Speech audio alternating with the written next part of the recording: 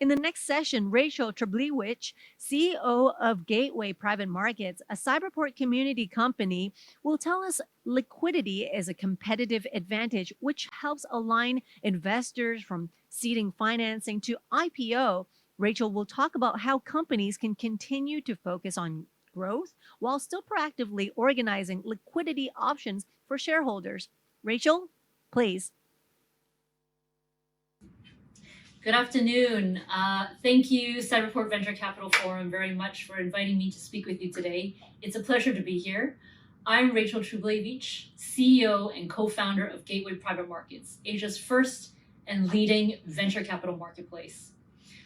As just a quick introduction, Gateway serves as a centralized platform, bringing together buyers and sellers in venture capital, where buyers come to our platform to look for exciting and in-demand global opportunities, and sellers are companies looking to fundraise or shareholders seeking liquidity on their equity holdings.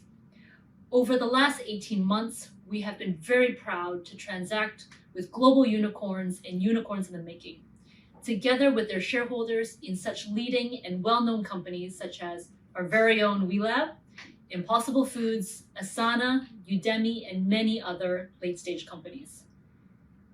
Now, as we all know, there has been an incredible amount of capital flowing into venture markets. In the first half of 2021, there was over 288 billion of capital invested globally. This versus only 300 billion in all of 2020. This, of course, has led to strong upward growth in company valuations and has enabled companies to stay private for longer. To highlight this, you may actually remember Apple went public in only 3 years versus SpaceX and many other unicorns like Klarna, Stripe, and Epic Games, which are still private after more than 10 years. And so, this shows there's an increasing need for liquidity solutions to address this mismatch in needs between the companies, investors, and shareholders. I am so thrilled to be here to speak with you today on the value of such liquidity to venture companies and considering liquidity before an exit, be it an IPO or acquisition. In sharing more about this continued evolution of the global secondary market, I will be covering 3 topics today. Firstly, why do the world's best founders provide liquidity to their employees? Secondly, how can you use liquidity to keep employees and shareholders aligned? Finally, sharing on Gateway's mission to support the Asian venture ecosystem. So, let me first start by sharing more about what's been happening globally over the past 5 years. While we've seen more value creation now being made before an IPO, this has also put significant liquidity pressure on employees and early shareholders who often have to wait as long as 10 to 12 years before being able to monetize or cash out on their equity. This makes it extremely challenging to competitively hire and retain talent. As a founder myself, I, like most of you, have faced one of the biggest challenges around hiring and retaining the best talent. And all growth companies are competing for a limited talent pool, especially in Hong Kong, where we're competing against high-paying traditional industries. And as in all startups, equity and future equity should be key motivators for employees, as it really allows them to directly participate and be incentivized to grow the business. But let's say you found the perfect hire, and you offer 1% equity options. From their perspective, how much is this actually worth? Is it worth $1 million, 10 million, 0? And when can they actually realize the potential value of this equity? Especially when they're considering their own personal needs, looking to send their kids to school, getting married, or buying property. But some of you may ask, is this really such a large problem within the global venture ecosystem? Or does it only affect a small proportion of the talent pool? Let's take 2 examples. 2 companies that have taken a very different approach to employee liquidity, SpaceX and Airbnb. No doubt 2 companies that we all know and understand very well. On one hand, you have Elon Musk himself. As early as when he was founding SpaceX, had to consider how to hire the best engineers and compete against the likes of NASA and Boeing, who were paying millions to attract the best talent. Even then, Musk had made use of organized and regular liquidity programs to allow his employees to cash out on their shares. And at the same time, this provided a valuation metric on those private shares. Of course, in hindsight, by keeping SpaceX private, it has now become one of the world's most sought after and valuable companies. It is currently estimated to be worth over $100 billion after a secondary sale this year. Morgan Stanley also recently reported that if Elon Musk were to become the world's first trillionaire, it wouldn't be because of Tesla, but because of SpaceX, where he continues to own almost half of the company. As a major shareholder in these two very different companies, you can see that at Tesla, he spent a lot of time fighting with the market, especially short sellers. Versus SpaceX, by being a private company, he could focus on making it the best possible company, and hiring the best talent was critical to that. Which is why Elon Musk has also publicly said many times that he wishes Tesla could be private. It actually made them less efficient to be a public company. So, how did he address this hiring challenge at SpaceX? It's actually common knowledge that SpaceX sponsors employee stock options and sales more regularly than any other large private tech company. These programs have allowed employees and early investors to cash out through a tightly controlled company process, with SpaceX determining who can sell, who can buy, as well as how often these sales are held. Fidelity Investments is a great example, who's been known to publicly invest in SpaceX through these liquidity programs. And this really shows it's a great way to have access to an otherwise very difficult to access company and their ability to benefit from cost averaging over time in later stage investments. The benefits of SpaceX and secondary liquidity are clear and can really be recapped as twofold.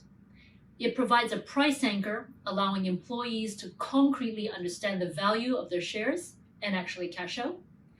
And it allows for new potentially strategic investors or later stage investors to participate without diluting existing shareholders further. When considering this kind of structured liquidity is a stark contrast to the companies which may not have organized liquidity programs. Back in 2019, it was reported that when Airbnb reached the coveted $1 billion unicorn status, the company actually prohibited employees from selling their shares. According to multiple interviews, this actually resulted in more than a dozen current and former employees to write a letter expressing their strong frustration at being unable to sell their shares or even have any visibility on an IPO timetable. So not only was there no organized liquidity, but this even amplified the problem where individual employees tried to sell their shares themselves and circumvent restrictions. Now, as a single transaction, this can be distracting and tiresome for your employees. But if you're the company with hundreds of employees, this becomes not just operationally burdensome, but incredibly difficult to manage in terms of future fundraising.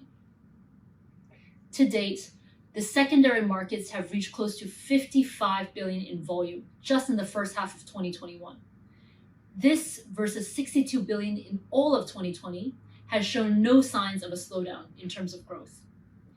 And yes, while the secondary markets have historically been driven by the unicorn and pre-IPO markets, there has been a clear and marked shift in the markets towards even earlier stage companies, sometimes in their Series B, Series C round, with valuations greater than 100 million, prioritizing secondary liquidity. In Asia, our market is still developing, but with more than a third of the world's unicorns being born in Asia, there's a clear need and opportunity to bring more efficiency and organization to all the participants in our ecosystem. And as you can see from these examples of SpaceX and Airbnb, providing liquidity is a critical consideration to the growth of your company. But in practice, how do we do this? Of course, there are a lot of complexities and considerations around legal, operational, and strategic goals. To be honest, I could speak about this for hours, but I don't want to put you to sleep during lunch, so I won't go through all of it today. Ultimately, our role at Gateway is to work hand in hand with you to design your liquidity program and execute it for you in a seamless fashion. So as we saw with SpaceX, there are really three main questions that need to be addressed and will drive what is the right structure for your company. Who can sell? Who can buy? And how often do these sales occur? First, in terms of who can sell, while you now want to allow your employees to sell their shares, as a company, you still need to maintain that mutual alignment. To do this, you can set the right kind of parameters to ensure that employees aren't necessarily selling all their holdings. And this can vary for former versus current employees, even across seniority levels within the company. Then, regarding buyers who come in as new investors, there are opportunities to look towards pools of passive capital, which may help to clean your cap table, a consideration that becomes increasingly more important in the later rounds of fundraising, or alternatively, opportunities to look towards new strategic investors, like Fidelity Investments in the case of SpaceX, to join in your growth. Finally, timing. Liquidity programs can be structured to occur on a regular basis, for example, as frequently as quarterly or annually, or can be tied to milestone events, like after a fundraising round. We've seen a common method is for company buybacks, or bringing in third-party investors to invest via a primary round together with a secondary transaction. However, more organized liquidity programs outside of this can be very attractive because it doesn't take cash out of the company, which can be used for growth, and it actually gives more flexibility on timing. Unfortunately, as we know, life doesn't happen only during fundraising rounds. And so this also allows for a more optimal price for your employees while reducing dilution for existing shareholders. In considering these three questions, the key factor here is to identify the right diversified pools of capital to maximize the price and value creation for your employees while still maintaining the right control of your cap table. In Asia, we have the benefit of learning from our US counterparts and the markets and really adapting the best tools to align with our own venture ecosystem. Unfortunately, despite the large and continued growing private markets, we still see a lack of the necessary transparency of information, connectivity across investors, companies, and shareholders, and execution infrastructure to efficiently serve the market's liquidity needs. This has resulted in limited growth of the secondary markets and overly complex transactions. So to make this typically painful process easier, Gateway's marketplace is revolutionizing the private markets. We are well positioned to serve as your long-term liquidity partner to balance the alignment of your stakeholders. And we see that as the first and leading marketplace for venture capital, we have been incredibly fortunate to work with global unicorns and unicorns in the making across not just their primary fundraising, but also secondary transactions for their major shareholders and employees.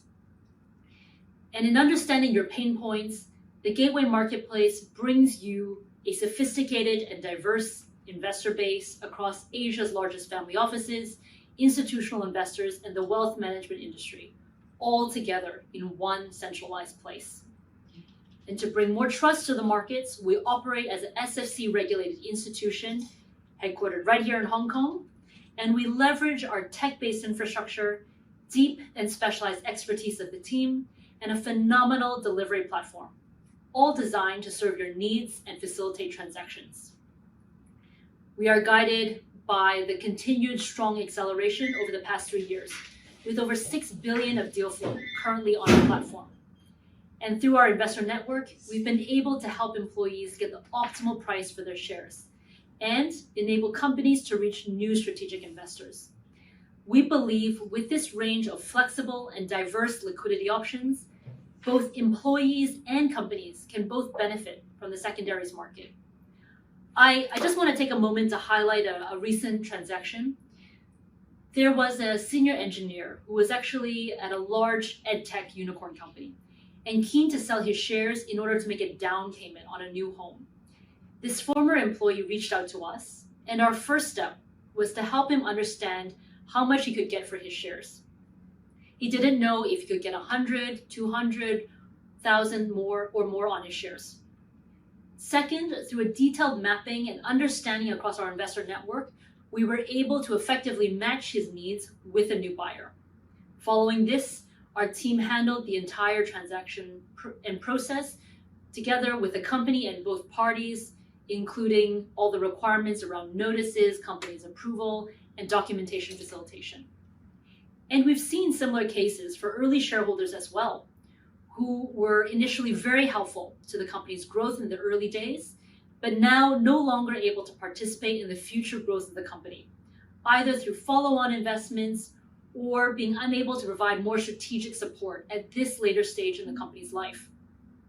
In one recent transaction, Gateway worked with a deep tech unicorn to bring on later stage crossover investors who are well aligned with the company's future plans for an IPO over the next 12 to 18 months. At Gateway, we are driven every day by our mission to enable Asia's innovators. The massive competitive advantage of liquidity for private companies and their stakeholders will continue to benefit and bring more efficiency to the entire Asian venture ecosystem. We look forward to supporting you in retaining and hiring the best talent for your next stage of growth. I welcome you to reach out to the team if you'd like to learn more, and I'd like to thank you very much for your time today.